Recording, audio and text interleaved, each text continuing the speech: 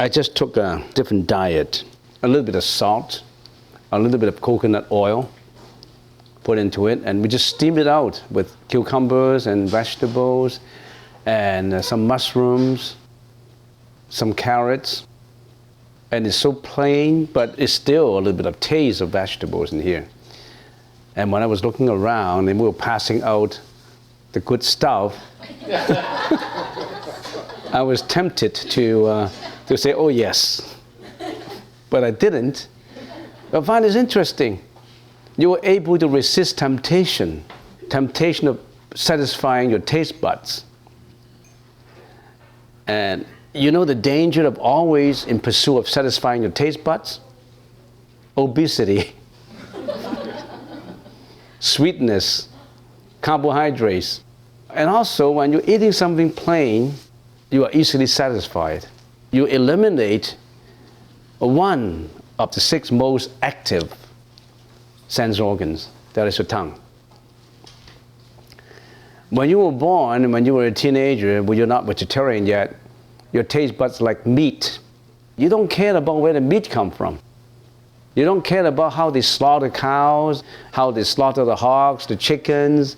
You don't care about that as long as they satisfy your taste buds.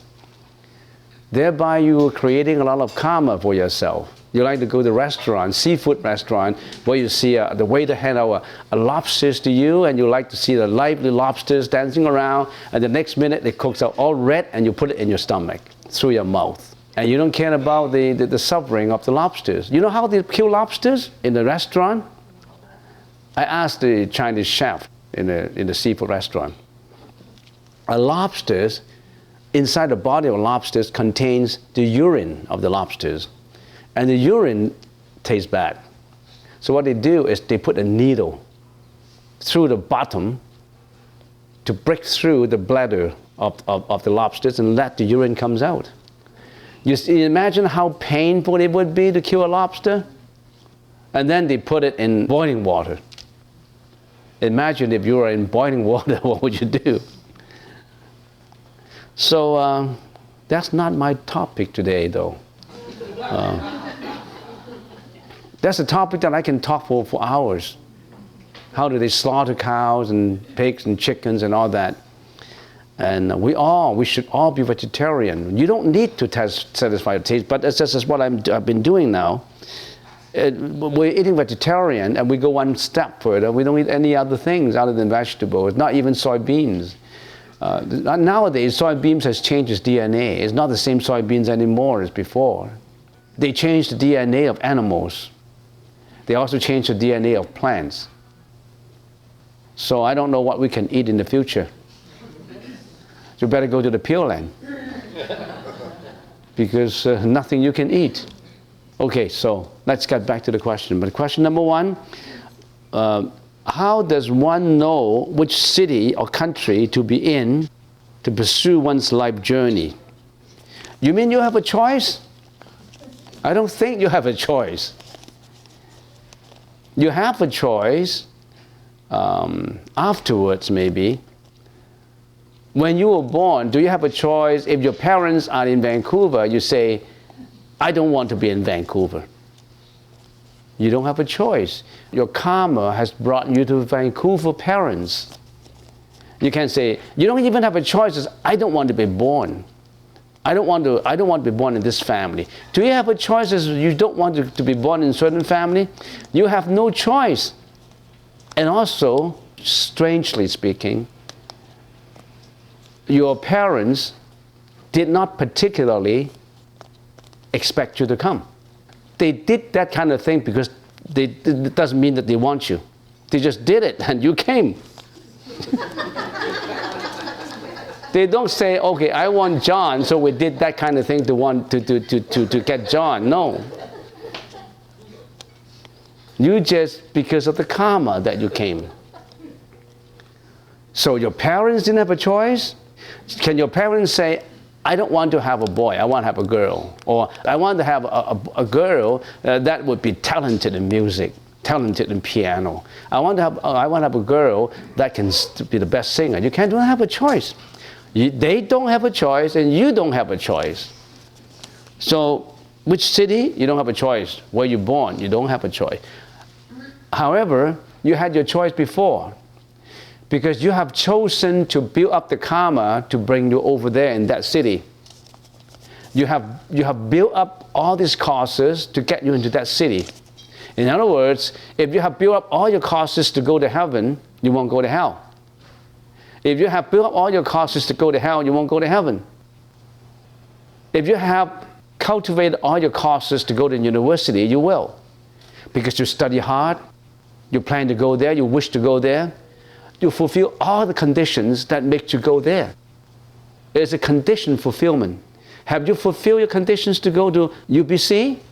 Or you haven't. If you haven't fulfilled the conditions, make all the conditions come true, you can't go. So the choice is still up to you. But at a certain level, it's not up to you anymore, because after you make that choice of doing certain things, the karma gets you. But after you were born, you still have a choice. So in other words, strictly speaking, we always have a choice. You have neglected the choice. You have a choice to be good. So as to which city you will be in, that's the philosophy behind choices and which city you should be in. However, another side of the question is, if you really want to choose, which city I want to choose, it's easy. I want to choose a city that has fresh air, fresh water. I want to choose a city that has stable government. I want to choose a city that has democracy. You know, I don't have to tell you that. To pursue one's life journey, you want to be in a city that does not forbid you to believe in a certain way. You want a city that you're free, you have freedom of speech, you have freedom of actions. You're born in that city. But do you appreciate that? You're born in a democratic society, you have free speech, good air, fresh water. You're in a good city. But what do? Walk the spiritual path. Get into the path for enlightenment, building up your wisdom, not your bad karmic energy. It's up to you. It's just like a computer is in front of you. You can access any information you want. Some people access into information that they shouldn't be getting. And some people access into learning. The choice is in you. If I can make a suggestion to you from perspective of a monk, get into the Buddhist teaching. Get more, to know more. Click into the Buddhist teaching. Clicking into something more spiritual, more intelligent, giving you wisdom, giving you self-control, giving you the confidence, not giving you despair, anxiety, and depression. That's the only thing I can tell you. I don't know what else. So you pursue your own life journey. I can't walk it for you. You have to walk it yourself. Venerable, could you expand upon the directive not to hate evildoers, as in the 8 realizations, not to hate evildoers? How do we do this in modern day? Forgive. To forgive is heroic. To fight back is a coward. Because if you forgive, all of a sudden, your mentality is wide open, because you are willing to accommodate people who are quote unquote bad, who you cannot accept. But you can accept more. You are all more accommodating. You are not carried away by the emotions that you create in interacting with people. You think that person is doing you bad stuff. He's suppressing you, he's bringing you unhappiness, and that act, that sentence, that voice leads you to anger. But you don't want your emotion to be carried away, because that object that creates your anger is of no essence. It's just a few words from the mouth. But because of those few words, it leads your anger feeling out. Don't get carried away by your own emotions and follow the object of attention. Get back to your object of attention. What did I tell? What did we say about the object of attention? Get back to this breath. Why do we use this breath, our object? Because with so many objects to get carried away. You curse, you're yelling, a lot of objects to carry away so that you get emotional, you be carried away by it. And now in meditation, you pick only one object of attention, that is your breath. You don't want to be carried away by any of these. You're training yourself not to be moved by your own emotion. You don't interact to it, you just respond to it. Somebody cursed you, you respond, oh, he's cursing me, fine, that's okay. I'm not interacting it with anger. You don't carry away. Your emotion is not being driven out, instigated from your consciousness, because you're accommodating.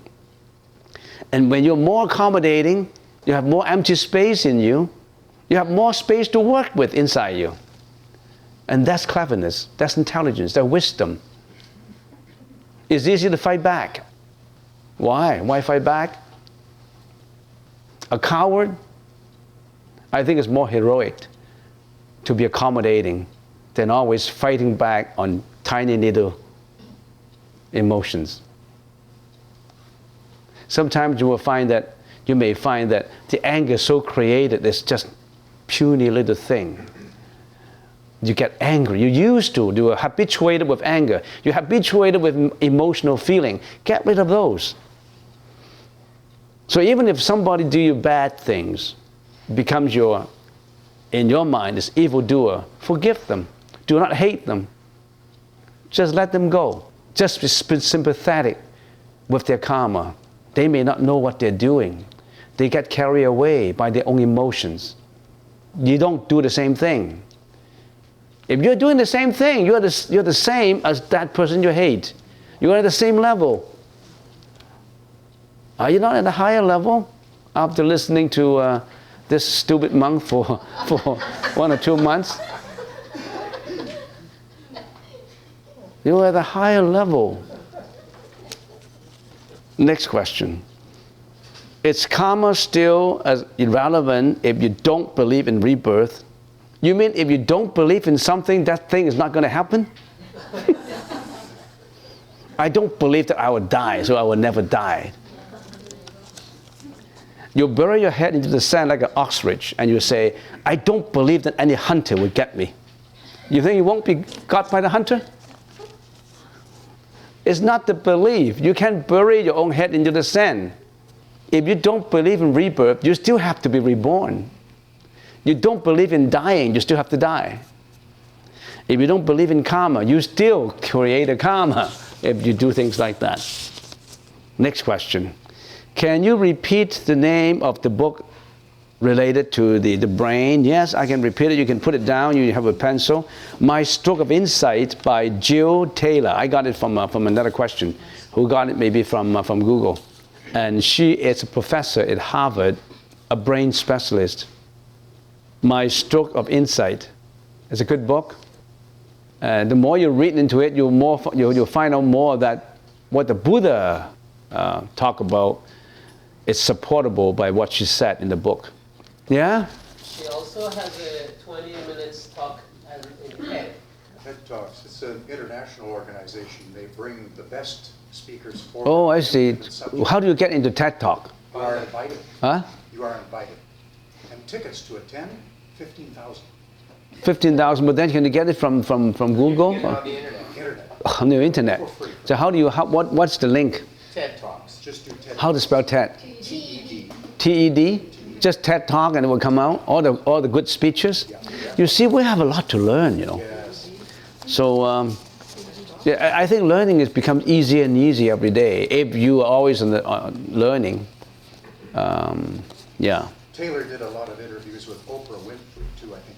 A series of 4 talks. Yeah. About that. About that. Recovery. Yeah, about recovery, yeah. Very enlightening. Very enlightening, yeah, very enlightening. So, there's a lot to learn.